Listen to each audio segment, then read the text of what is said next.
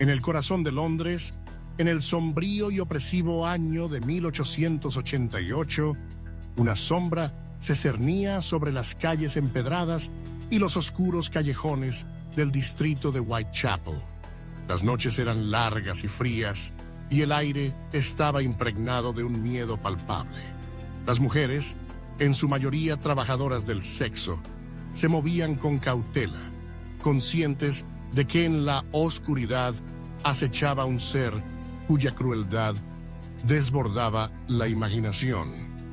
Jack el Destripador, como llegó a ser conocido, se convirtió en el epítome del terror, un fantasma que nunca fue capturado, un enigma que desafiaba a la policía, a los periodistas y a la sociedad victoriana en su conjunto.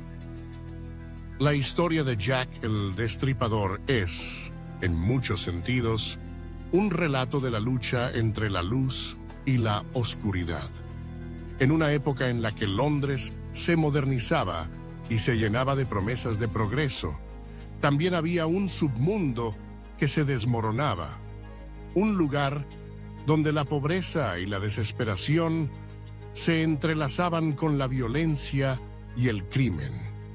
Las mujeres que fueron víctimas de este asesino no eran solo estadísticas, eran seres humanos con historias, sueños y esperanzas que se desvanecieron en la noche.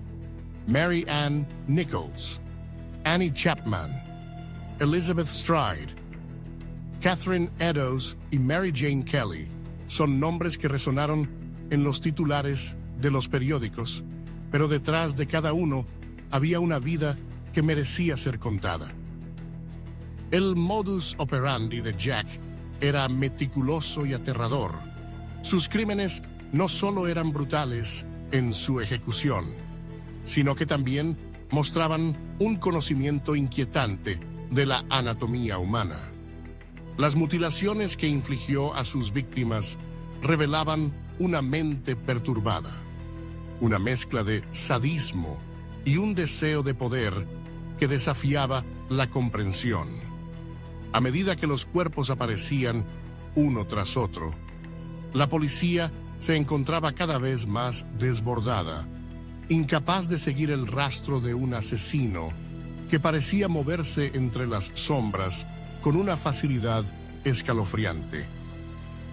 Las teorías y especulaciones sobre la identidad de Jack el Destripador comenzaron a proliferar casi de inmediato. Desde médicos hasta aristócratas, la lista de sospechosos creció, alimentando la fascinación del público. La prensa, siempre hambrienta de historias sensacionalistas, se lanzó a la caza de un relato que capturara la atención de sus lectores. Los detalles macabros de los crímenes se convirtieron en un espectáculo, un morbo, que mantenía a la sociedad en un estado de constante inquietud.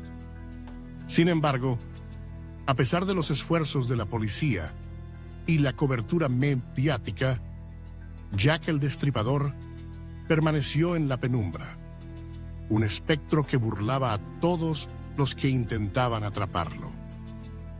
La falta de avances en la investigación llevó a la desesperación y la frustración.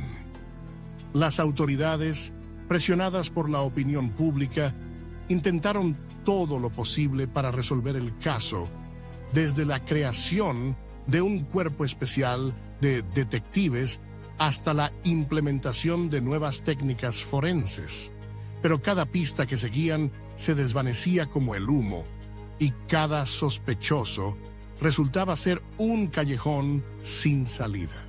La impotencia de la policía se convirtió en un eco de la impotencia de la sociedad, que veía cómo el miedo se apoderaba de sus calles. Con el tiempo, el caso de Jack el Destripador se convirtió en un mito, un símbolo de la lucha entre el bien y el mal.